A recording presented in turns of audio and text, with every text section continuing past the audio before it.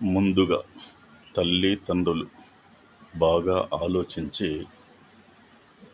ఇంట్లో పిల్లలతో వ్యవహారం, మాట, ముచ్చట చేసుకునేటప్పుడు, సరదాగా మాట్లాడుకునేటప్పుడు, కలిసిమెలిసి భోంచేసేటప్పుడు చాలామంది ఏం చేస్తుంటారంటే క్రికెట్ ఆడేవాళ్ళను, క్రీడా పోటీల్లో పాల్గొనే వాళ్ళను, సినిమాలలో కనిపించే వాళ్ళను ఎవరెవరినో వీళ్లకు ఏనాడు ఒక్క గ్లాసు మంచినీళ్ళకు కానీ, బుక్కెడు అన్నానికి కానీ ఉపయోగపడనటువంటి వ్యక్తుల గురించి గొప్పగా మాట్లాడుకుంటుంటారు. దానివల్ల ఏమవుతుందంటే పిల్లల దృష్టిలో వాళ్ళేదో చాలా గొప్పవాళ్ళుగా ఒక ముద్ర పడిపోతుంది. కాబట్టి సమస్త మానవాళికి నేను గుర్తుకు చేస్తున్నా,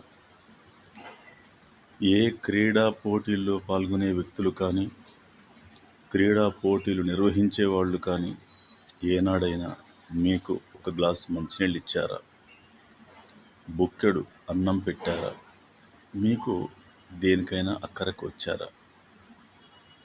అదేవిధంగా సినిమాలలో కనిపించే వాళ్ళంతా ఏ రోజైనా మీకు గ్లాసు నీళ్ళు ఇచ్చేవాళ్ళు కాదు, బుక్కెడు అన్నం పెట్టేవాళ్ళు కాదు, మీకెందుకు అక్కరకు వచ్చేవారు కాదు.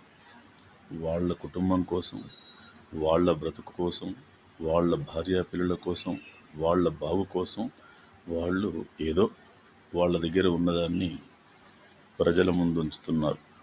ప్రజలు దాన్ని గొప్పగా భావించి స్వీకరిస్తున్నారు.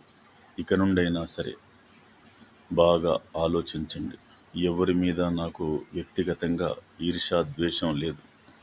కాకపోతే పిల్లలంతా కూడా భ్రమలో పడి ఎక్కడెక్కడికో ఊహాలోకాలు విహరించి కుటుంబాన్ని విస్మరిస్తున్నారు. తల్లిదండ్రులకు దూరం అవుతున్నారు, తోబుట్టువులకు దూరం అవుతున్నారు, బంధుమిత్రులకు దూరం అవుతున్నారు. వీటన్నిటికీ ప్రధాన కారణం ఇతరుల మీద వ్యామోహాన్ని పెంచుకోవడమే అని నాకు అనిపిస్తుంది.